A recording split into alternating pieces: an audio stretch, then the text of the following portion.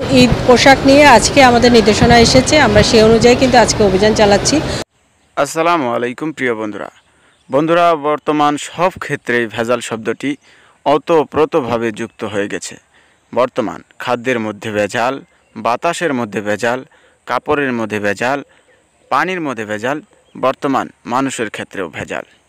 পৃথিবীতে আল্লাহ তাআলা ব্যবসাকে হালাল করে দিয়েছেন, কিন্তু বর্তমান সেই ব্যবসার নামে হচ্ছে লুটপাট।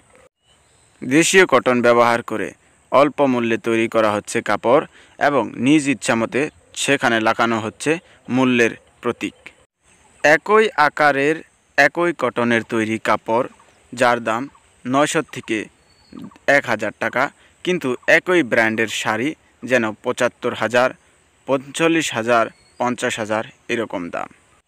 একই রং একই আকারের শাড়ি কখনো বেচছে 7,000, কখনো 10,000, কখনো 8,000। এই অবস্থার প্রতি খেয়াল রেখে ভোক্তা অধিদপ্তরের অভিযান পড়ে সেই বাজারটির ওপর এবং সেখানে মানুষকে উচ্চ মূল্যে বিক্রি করার জন্য বিহা হয় জরিমানা।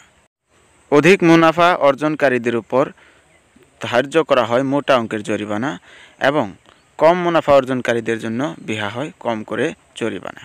তো আমরা এরপরে ওনাদের যে রেজিস্টার ওনারা মেনটেন করেন, সেই রেজিস্টার আমরা দেখলাম যে একটা পোশাকের দাম 7,000 টাকা। ওনারা যার কাছ থেকে যেভাবে নিতে পারছেন ওনারা নিয়েছেন। একটা পোশাক ওনারা বিক্রি করেছেন 7,000 টাকার পোশাক, কাউকে বিক্রি করেছেন 11,500, 11,600, কারোর কাছে বিক্রি করেছেন 10,500, কারো কাছে আবার 8,000 টাকাও বিক্রি করেছেন।